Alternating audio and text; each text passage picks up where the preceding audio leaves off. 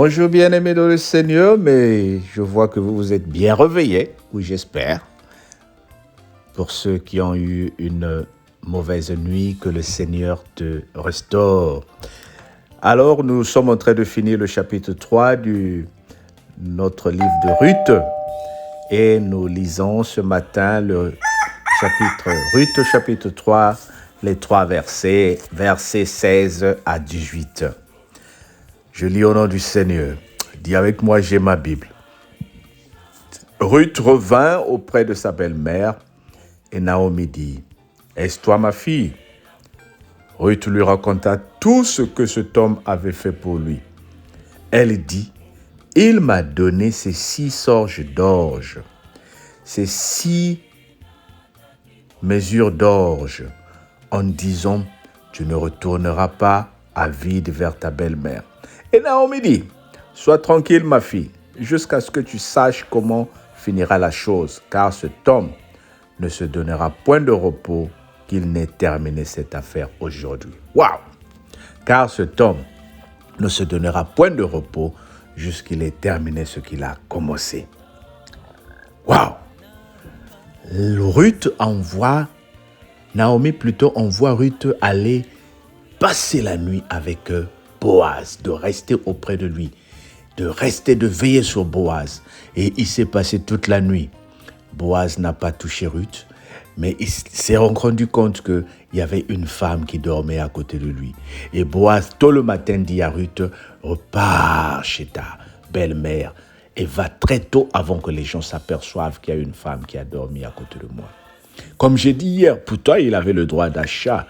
Il pouvait en faire son épouse. Mais toujours dans cette légalité des choses, dans cette ordonnance, il veut suivre les choses et respecter les choses. Alors, il renvoie Ruth sans la toucher.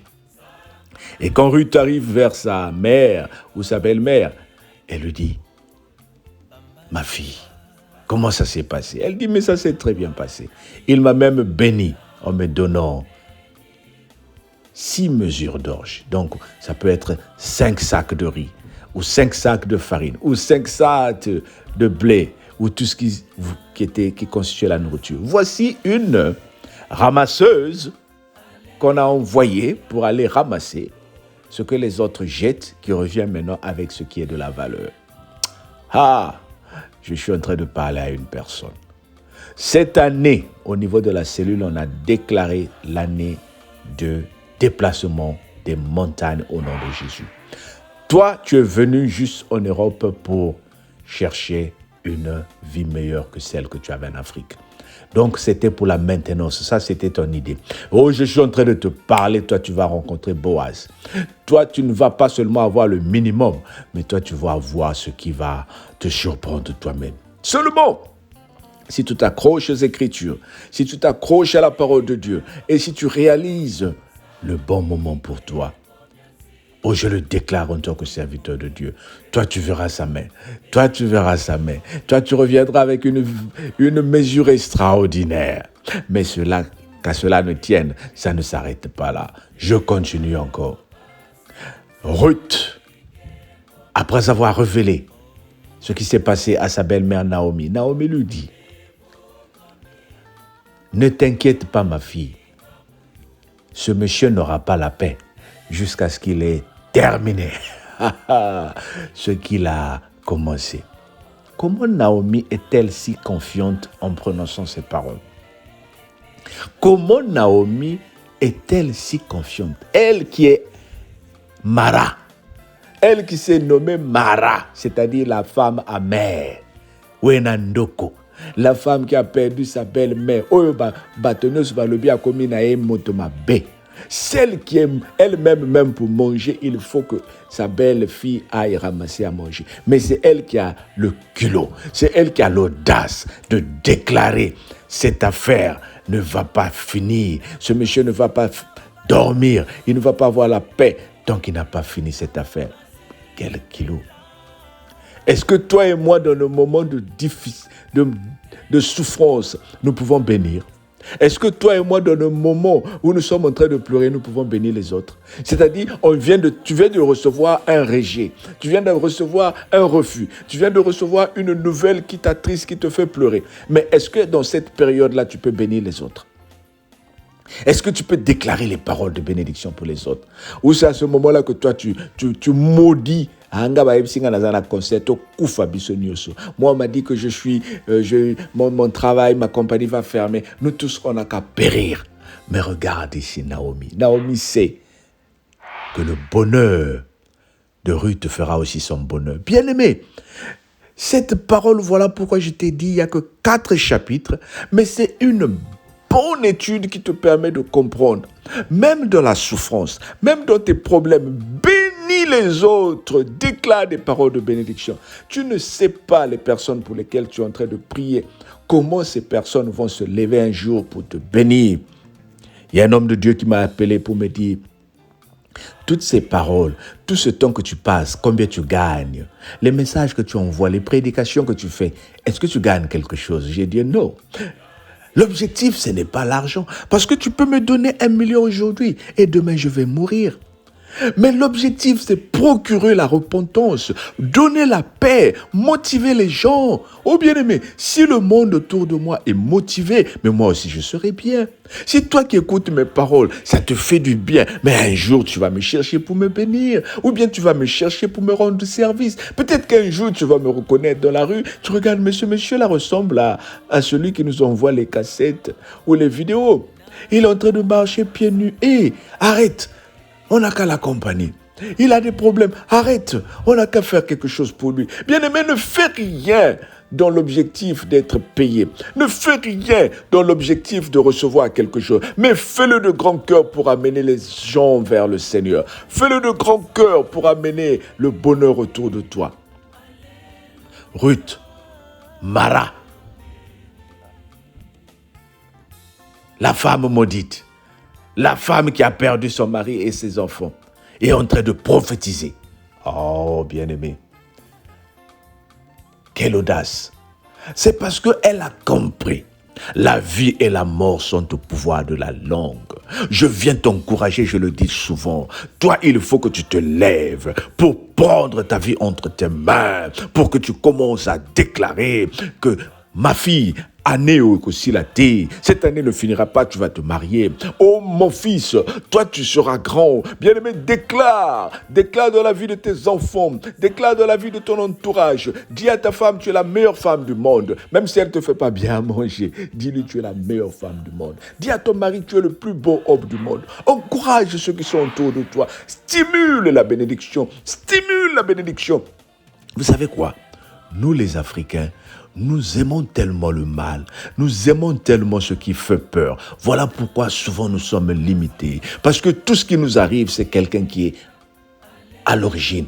Ah, j'ai mal à la tête. On dirait, mon oncle veut me manger. Ah, moi, on m'aime pas. Ah, nous. Oh, sortons de cette négativité-là. Commençons à voir la positivité. Faut dire, je suis bien. Je suis bien. Qui t'a dit qu'un homme de Dieu ne doit pas être bien? Bien-aimé, tu es bien. Tu es bien. Tu es bien. On était en train de rire dimanche lorsque une de nos sœurs nous a dit, ah, le monsieur qui nous envoie les prédications là, toujours bien sapé là, comme la sapologie, c'est aussi un pasteur. Bien-aimé, sortons de cette conception-là où nous pensons que les hommes de Dieu doivent être mal habillés. Les hommes de Dieu doivent être mal coiffés. Quand nous voyons un pasteur qui est bien habillé, on se dit c'est un voleur. Oh, bien-aimé, qui t'a dit que la parole de Dieu, elle est pour les pauvres? Notre Christ, notre Seigneur est riche. Quand tu lis la Bible, Abraham était riche. Il avait des serviteurs. David était riche. Salomon était riche. Bien-aimé, moi je prophétise la richesse. Moi je déclare qu'en servant le Seigneur, nous serons bien. Il faut aller bien, il faut mon goût. Oh, sois fier quand ton pasteur s'habille bien. Sois fier quand ton pasteur se présente bien. Sois fier quand ton pasteur a beaucoup de diplômes. C'est bien, ce n'est pas de l'orgueil. Encourage, montre aux gens. Il faut que les gens comprennent aussi que dans le Seigneur, il y a le bonheur. Pourquoi aujourd'hui? Avant, moi je me rappelle à l'époque, quand je partais à l'église, mon entourage se moquait de moi pour dire, les pasteurs, Toi aussi, tu es devenu pasteur. Et tu as dit, tu n'as pas trouvé mieux. Aujourd'hui, tout le monde veut venir. Aujourd'hui, les faux pasteurs veulent venir de la parole parce qu'ils ont compris que l'évangile, il y a la bénédiction. Oh, des faux pasteurs et nombreuses personnes sont en train de vivre de la parole de Dieu. Mais nous ne sommes pas comme ça. Nous servons Dieu gratuitement. Nous servons Dieu pour le bonheur des autres. Et quand Dieu nous bénisse, nous devons bien nous habiller. Nous devons bien marcher. Nous devons être propres. Oh, je déclare des paroles de bénédiction. Je veux que toi aussi tu déclares les paroles de bénédiction autour de toi, autour de ton entourage. Dis que moi je suis bien. Ma famille est bien. Nous allons marcher bien. Nous allons déplacer les montagnes. Nous avons la victoire au nom de Jésus. Dérange quand tu dis ces paroles-là. Les sorciers de ta famille sont dérangés. Elles sont dérangées. Ils sont dérangés parce qu'ils ont l'habitude de te voir pleurer. Maintenant, ils voient la personne là a changé. Et quand tu oui, toi tu as changé, tu es libéré, tu es positif. Reçois ta bénédiction dans le nom de Jésus, notre Seigneur et Sauveur. Amen. Alors, ce soir, c'est le grand jour. Notre direct à partir de 22h, heure de Paris, 21h, heure de Londres. Direct de la cellule de prière à la gloire de Dieu. Sur Facebook, viens prier avec nous. Viens donner ta vie à Jésus et tu seras béni. Entre-toi pour les autres. Partage la vidéo et on se dit à demain. Bonne journée. God bless you. Amen.